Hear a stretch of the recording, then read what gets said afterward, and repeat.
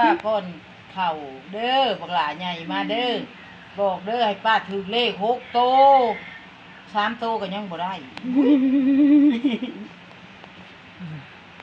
มึงให้ว่าคือสิซื้อรถไฟฟ้าให้โลด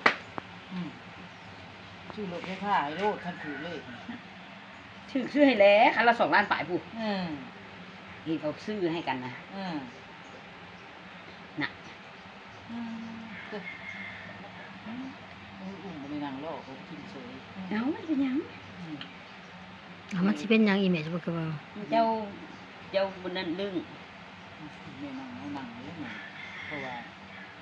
เราก็บ่ได้ยินเด้นั่งจังซี่พี่จะเป็นกระเดิดในนั้นเลยเอามันดีใจมันหิวข้าว เด้อเลยเด้อ โดยบ่ทันแพงบ่ทันบ่เป้าบ่ทันใจว่าเฮ้ย ท่านใจเลย โอ้ยอันใหญ่ๆบ่เฮ้ย เย็นใจเย็นๆลูก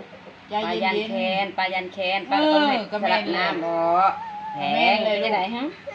มันสิแค้น จังได๋ ลงมานั่งรถบ่นอนบ่บ่เอาบ่บ่ นั่งนี่บ่ นั่ง นั่งบ่บ่